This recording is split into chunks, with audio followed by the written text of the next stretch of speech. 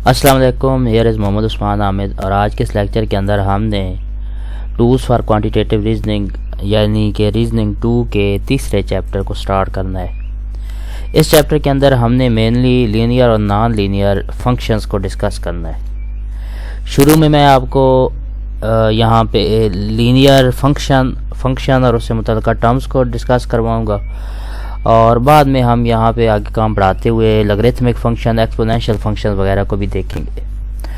तो आज के इस वीडियो के अंदर हम सिर्फ देखेंगे कि इस चैप्टर के अंदर हमने चीज़ें कौन कौन सी पढ़नी हैं। तो सबसे पहले अगर बात करें इस चैप्टर के अंदर तो हम डिटर्मिनिस्टिक मॉडल्स को डिस्कस करेंगे। ये इसी वीडियो में मैं अभी आपको डेफिनेशन क्लियर करवा दूँगा और उसके बाद हम पॉपुलेशन ग्रोथ मॉडल्स भी इसी चैप्टर के अंदर पढ़ेंगे। ये दो चीज़ें, ये ज़्यादातर डेफिनेशन के तौर पे एक कह लें कि नॉर्मल सा कॉन्सेप्ट दिया जाता है, बाकी क्वेश्चन जो है वो फंक्शंस के हवाले से आते हैं। इससे आगे जो है हम रेक्टेंगुलर कोऑर्डिनेट सिस्टम को डिस्कस करेंगे। कार्टेशियन प्लेन क्या होता है, प्लेन किसे कहते हैं, 2 डायमेंशनल फिगर कौन सी होती है, उसके क्वाड्रेंट कौन से हैं, उसके एक्सेस जो हैं वो हम किस तरह से पेयर फॉर्म में लिखते हैं, हॉरिजॉन्टल एक्सेस कौन सा होता है, वर्टिकल एक्सेस कौन सा होता है। और इसी तरह से नेक्स्ट जो है हम इसका एब्सिसा और ऑर्डिनेट भी डिस्कस करेंगे और फिर किसी भी फंक्शन का ग्राफ कैसे बनाया जाता है वो सारी चीज़ें हम देखेंगे यहाँ पे। इससे आगे है introduction to function, their graph and slope. फिर हम नेक्स्ट जो है फंक्शन को डिफ़ाइन करेंगे, उसकी मुख्तलिफ प्रॉपर्टीज़ देखेंगे, फंक्शन का ग्राफ कैसे बनाया जाता है और फंक्शन की स्लोप कैसे निकाली जाती है। ये सारा इस चैप्टर के अंदर फिर हम नेक्स्ट वीडियोस के अंदर देखेंगे। फिर इसके बाद जो है हम लीनियर और नॉन लीनियर मॉडलिंग को डिस्कस करेंगे और फिर मुतल्लिक़ा जो भी टर्म्स हुई यहाँ पे कुछ स्पेसिफिक इक्वेशंस जो हैं और साथ साथ हम क्वाड्रेटिक इक्वेशंस भी इसी चैप्टर के अंदर डिस्कस कर लेंगे। और एंड पे हमने एक्सपोनेंशियल और लॉगरिथमिक फंक्शन, ए की पावर वाले फंक्शन और लॉग वाले फंक्शन जो है वो इस चैप्टर के अंदर हम डिटेल में डिस्कस करेंगे। तो आज सिर्फ मैंने एक तो ये समरी सी बतानी थी आपको और इसके साथ साथ जो है हम डिफ़ाइन कर लेते हैं डिटर्मिनिस्टिक मॉडल को।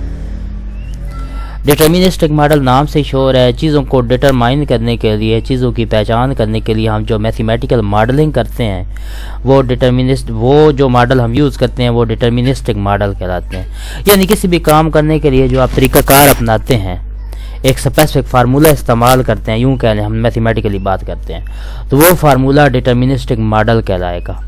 Deterministic model is a mathematical model that predicate the outcome of the system based on set of fixed input। अगर आप एक स्पेसिफिक मैथमेटिकल मॉडल जो है वो डिफ़ाइन करते हैं, आपको पता है मॉडलिंग के अंदर हम सबसे पहले दी गई असाइनमेंट को ऑब्ज़र्व करते होते हैं, ऑब्जर्वेशन है, उसके बाद हम उस पर एक्सपेरिमेंट करते हैं, उसका एनालिसिस करते हैं और एनालिसिस करने के बाद अपना रिज़ल्ट देते हैं। तो ये सारा तरीक़ाकार जो है मॉडलिंग कहलाता है। तो डिटर्मिनिस्टिक मॉडल क्या होंगे, ये जो हमने मॉडलिंग अपनाई है उसके लिए हम जो स्पेसिफिक फार्मूले इस्तेमाल करते हैं जो डिटरमाइन करें कि ये चीज़ वैलिड है या नहीं है, ये काम की चीज़ है या नहीं है, या ये मुतल्लिक़ा हमारा जवाब किस तरह से निकलेगा, तो उसके लिए जो स्पेसिफिक हम फार्मूला वगैरह यूज़ करते हैं वो डिटर्मिनिस्टिक मॉडल कहलाता है। जैसा एरिया आपने सर्कल का निकालना हो तो पाई आर स्क्वायर जो है आप फार्मूला लगाएंगे, तो ये हमारा डिटर्मिनिस्टिक मॉडल कहलाएगा। इसकी अगर कैरेक्टरिस्टिक बात की जाए तो डिटर्मिनिस्टिक मॉडल जो है प्रिडिक्टेबल होते हैं, मतलब इनकी प्रिडिक्टेबल आउटकम्स होती हैं, मतलब कि यूँ कह लें कि जवाब आपको एग्जैक्ट मिल जाता है, उसमें अनसर्टेनिटी कम होती है और आपको सोल्यूशन भी एक मिलता है, ज़्यादा सोल्यूशंस नहीं मिलते। और काज एंड इफेक्ट रिलेशनशिप होता है, मतलब कि फार्मूला अगर आप एक लें तो आपकी एक साइड दूसरी साइड पर डिपेंड कर रही होती है। लाइक हम एरिया को डिस्कस कर लेते हैं, तो एरिया हमारा यहाँ पे देखें तो एरिया ऑफ सर्कल जो है वो रेडियस पर डिपेंड कर रहा है। जैसे आप रेडियस इंक्रीज डिक्रीज़ करेंगे तो आपका एरिया इंक्रीज डिक्रीज़ होगा। तो डिटर्मिनिस्टिक मॉडल जो है वो काज एंड इफेक्ट रिलेशनशिप को फॉलो करते हैं। ठीक है जी। आगे मैंने एहतियातन कह लें just for the sake of interest मैंने बहुत सी एग्जांपल लिखी हैं, تو یہ آپ ایک دفعہ ویسے دیکھ لیجئے گا، بک میں سے ضروری نہیں ہے، اگر سرگودا یونیورسٹی سے متعلق ہیں تو اتنی کوئی خاص نہیں ہے، اور ویسے بھی آپ کو سمجھ آ جائے گی۔ لائک میں ایک کر دیتا ہوں، y = 2x+3 ہے، اگر ہم x 4 پٹ کریں تو y کا کیا آنسر آئے گا؟ obviously 4 2s are 8 + 3 جو ہے 11 آ جائے گا آپ کے پاس آنسر۔ تو یہ اس طرح سے مختلف میں نے مثالیں دے کر سمجھایا ہے، تو ایک دفعہ دیکھ لیجئے گا۔ ہوپ سو ڈٹرمنسٹک ماڈل آپ کو کلیئر ہو چکا ہوگا۔ اب آگے چلتے ہیں پاپولیشن گروتھ ماڈل، نام سے ہی شو ہو رہا ہے، اگر آپ نے کسی ریجن کسی بھی علاقے کی پاپولیشن کو ڈسکس کرنا ہو، اس میں ڈکریز یا انکریز کو ڈسکس کرنا ہو، تو یہ پاپولیشن گروتھ ماڈل کہلاتا ہے۔ Population growth models describe the change in population size over time.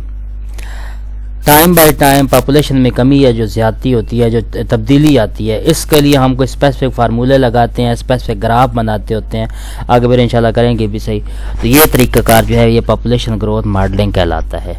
اب اس کی اگر ٹائپس کی بات کی جائے تو اس میں ایکسپونینشیل گروتھ ماڈل ہے، اس کو ہم پڑھیں گے، یہ ہمارے سلیبس میں ہے۔ لاجسٹک گروتھ ماڈل ہے، میلتھوزین گروتھ ماڈل ہے، اور جو آپ کے پاس ہے ویر ہوسٹ ماڈلنگ بھی ہے۔ ٹھیک ہے جی، تو پاپولیشن گروتھ ماڈل جو ہے یہ بھی صرف آپ نے ڈیفینیشن کرنی ہے، باقی آگے جسٹ انفارمیشن کے لیے، پریکٹس کے لیے، بات سمجھنے کے لیے مختلف میں نے ایگزامپلس لکھ دی ہے، تو آپ ان کو ذرا دیکھ لیجیے گا، یہ کوئی خاص اتنی ضروری نہیں ہے۔ ٹھیک ہے جی، سرگودا یونیورسٹی کے رسپیکٹ سے بات کر رہا ہوں میں۔ ہوپ سو یہ کلیئر ہو چکا ہوگا، اور انشاءاللہ ہم پھر نیکسٹ جو ہے ریکٹینگولر کوآرڈینیٹ سسٹم کو ڈیٹیل میں ڈسکس کریں گے۔